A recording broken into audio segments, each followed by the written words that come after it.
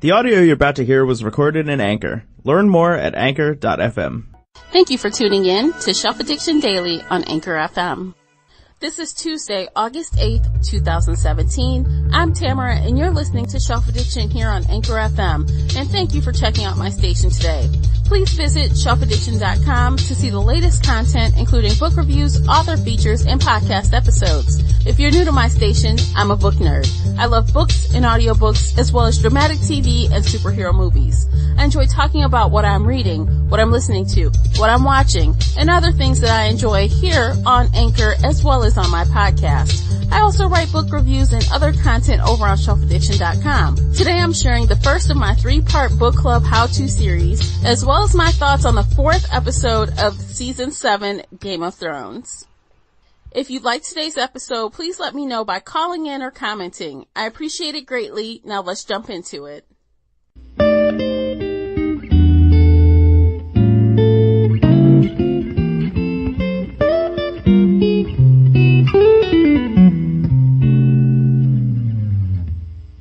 Before I kick things off with the first segment, let's hear some call-ins from the last 24 hours.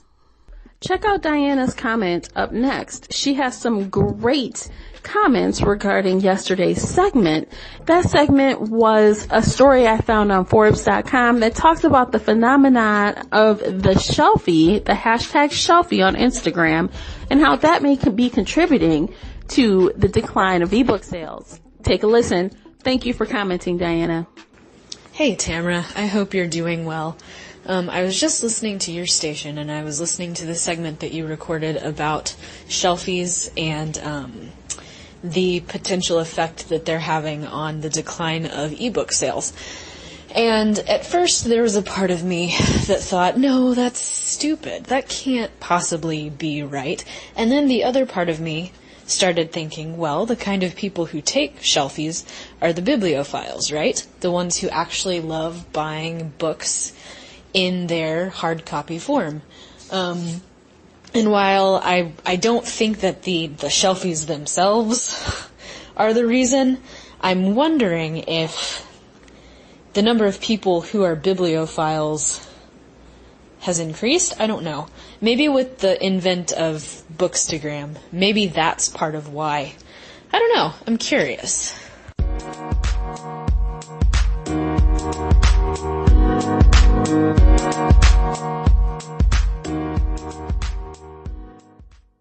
Welcome to Book Club 101. Would you like to start your own group but you don't know how? Don't know where to start?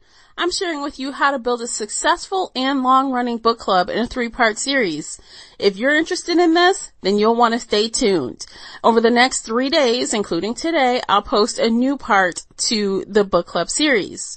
Let me know if you're using these tips to build your own local or online book club. Now I know you're wondering, what does Tamara know about book club? Why is she the authority to tell me how to do a successful book club? Well, first, let me start by saying I love book clubs. I am in actively 3 real-world book clubs right now, including one that I've managed since 2011, and it's still going strong, as well as several online book clubs, including one that I also manage that has been online for about 4 years now. Now, why would I want to be a part of all of those book clubs? Like I said, I love it. I love book club. Who doesn't love book club? I mean, you get to meet with like-minded people. You get to talk about a good or bad book. You get to have a few drinks, some wines, vodka tonic, whatever your pleasure, some water, some pop, whatever. You get to have some good food if you dine out, or you just get to make some cool appetizers if you dine in, whatever your pleasure. And not only that, it's something to do, and you find more books that you probably would have never chosen for yourself. And that is something that has happened to me with book club. You know, as this is not a dictatorship as far as what to read, everyone usually has their input on selecting a book, whether it's voting, etc. And you might be able to experience genres that you would have never picked up for yourself. And that has definitely affected me in a positive way. And if you're one of the people that like to read a lot in a year, like I do, then this is also great because you're going to fit even more books in and you're going to be held accountable because you have to meet to discuss it. And that is why I know about how to build a good book club. Let's talk a little bit about the pre-planning stages. I am a planner. I have planners galore. I plan digitally with a paper planner. I just love to plan, and you can't fail when you plan. So that is what the first step is. So when setting up your book club, remember, have fun, and you can always tweak your group as your group settles into each other if you don't like how a specific thing is working. But you do need a framework. It's flexible, it's not set in stone, but you need somewhere to start. Now, the very first thing to consider is this an in-person book club or an online book club? You need to decide which one because you'll handle those a little differently. Let's start with an in-person book club, my favorite one. You need to decide, is the group small or large? There are benefits to having a small group, a small close-knit group, and there are benefits of having a large group as well. You know, consider things like, are we meeting at restaurants? If so, is a large group going to work? You know, things like, do we meet so infrequently that people might forget when book club is? If that's the case, would a large group suit you better? Think of those things when trying to decide whether you want a large or small group, and that's important because you'll need to cap things as your group grows. What are the rules of your group? Yes, you're all adults, but guess what? Adults need rules too, and I learned this the hard way. By not having rules in a group initially, people kind of go willy-nilly, and some people show, some people don't. Some people don't turn in suggestions, some people do. Some people do no-shows on the day of, some people don't. You know, it's the whole courtesy thing. And unfortunately, we still have to explain to adults sometimes how to be a courteous member, right? So you decide your rules. You decide what you can't tolerate as the leader of the group. Personally, I don't tolerate no-shows. 3 no-shows and you're out. It's 2017. Everyone has a cell phone. Shoot a text. Hey, I'm not coming tomorrow. Perfect. Issue closed. We move forward. But my book clubs meet in restaurants. So I have reservations. So to not show up is just plain rude, especially if we're waiting around to order, waiting on you. So again, you have to decide, maybe no shows don't bother you. You're like, whatever, I don't care, but maybe something else does bother you. You need to sort out what those rules are. Again, they're flexible, so you can change them. The next part is deciding what sort of books you'll be reading. Will you read only nonfiction? Will you read only fiction? Are you going to even close that genre circle tighter and say, I don't know, we're only going to read women's fiction, or we're only going to read fantasy, or we're only going to read business books or self-help books? You know, whatever you are most excited about is what you should be making your group about. And that way, everyone that joins knows what kind of books you read. Personally, my book club is fiction only. There's no limitation on genre. That's how come we get to find a lot of cool books. But the only rule is that it's fiction only. So once you decide that, that will also help you find appropriate people for your group. The next part is, how do you choose your books? So my recommendation is you choose a book for your first meeting. So everyone, there's no voting. You choose. You're the leader. It's your group. You manage the group. You choose the book and let everyone know where to be, what time, what book, all of that. You choose your cadence. My book club meets every 4 weeks, once a month. I'm also in a book club that meets every 6 weeks. Like clockwork, every other month on a Saturday. My book club meets every month on a Sunday evening, the first Sunday of the month. So you choose your cadence, what works, and again, you can be flexible. If you end up with a group of 10 and 9 out of 10 people cannot commit to that day, find one that works for you and stick to it. And the reason why is no matter what people have going on, they always know when book club is. I always know it's the first Sunday of the month, unless it's a holiday. I always know that other book club meets every other month on the second Saturday. You know what I mean? So if you understand what I mean, this will also motivate people to keep on top of when book club is.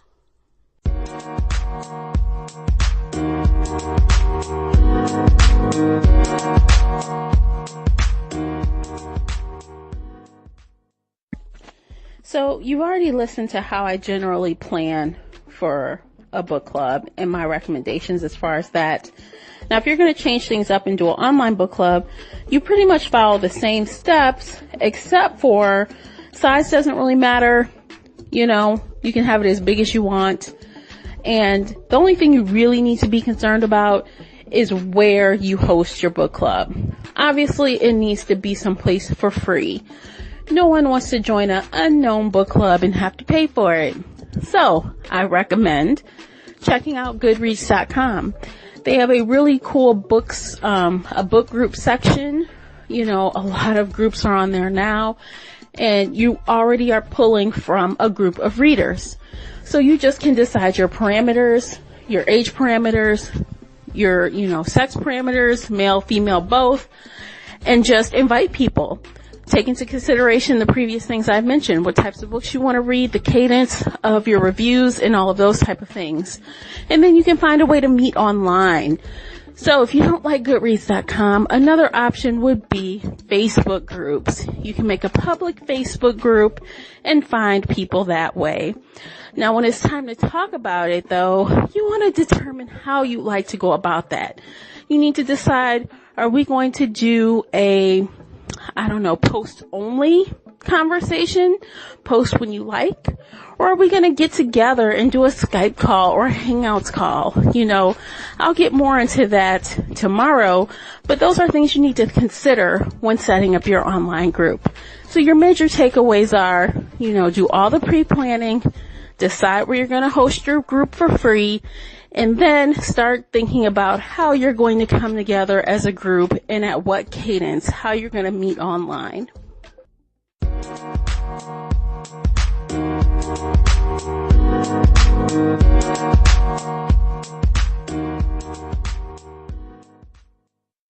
Now we've only just scratched the surface. There's a lot more to discuss about this process. And then tomorrow I'll give you some tips on how to gather your book club crew. I'll also be talking about methods that you'll select your monthly book. After your first month, you have to figure out how to do that. There are a couple different options that work great in all sorts of group. And in part 3, we'll talk a little bit about how to discuss a book. What's the process? What's the easiest way? What way works for different types of groups, and just so that the conversation is fun and doesn't feel like school. So there's lots of things that will help you prepare for your first book discussion. And obviously you're meeting a bunch of strangers, right? Or people that you don't talk to every day all the time. So if that's the case, you also need some icebreakers. So I have great ideas for that will all make your first book club meeting a success. Now it's time for me to talk about my beloved Game of Thrones. I seriously love this show so much. Usually my pop culture co-host and I do a live recap on Monday night, but since she was out of town, we skipped yesterday, so there is no recap posted on my podcast from yesterday. So today, instead, I decided to try to do my top 5 moments in 5 minutes. So we'll see if I can do it. Wish me luck. Alright, here we go. Top 5 in no particular order. Number 1. I'm going to skip to the end, but it was the war scene. It was just spectacular.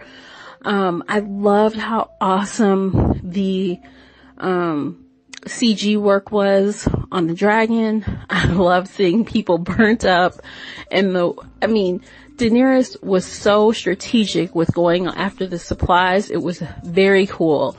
And you know what? She was at the point where she needed to show people her power, her strength, and that was the perfect time to do it.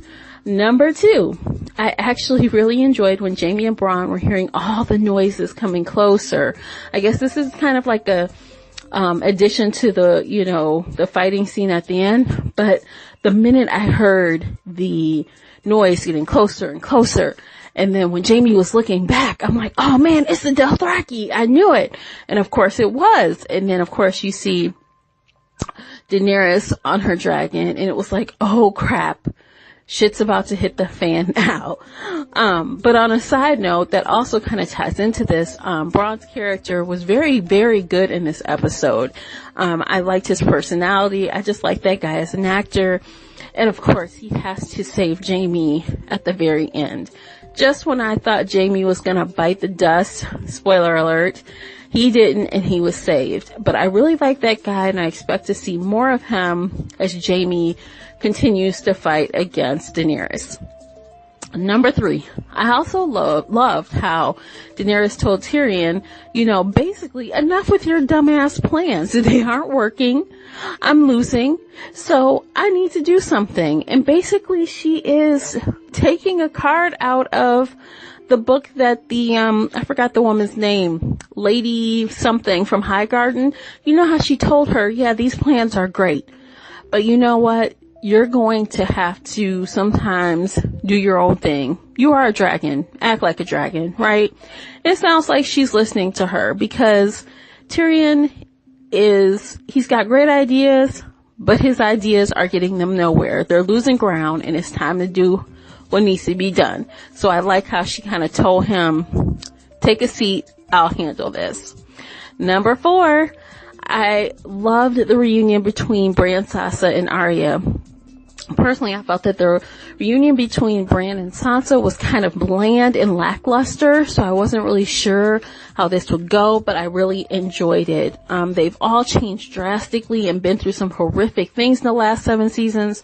As one would expect, when they come together at this new point, they are all different, yet they seem to have come together as a wolf pack of sorts. Even Bran seemed to have a little bit of his personality, even though he is the three-eyed raven.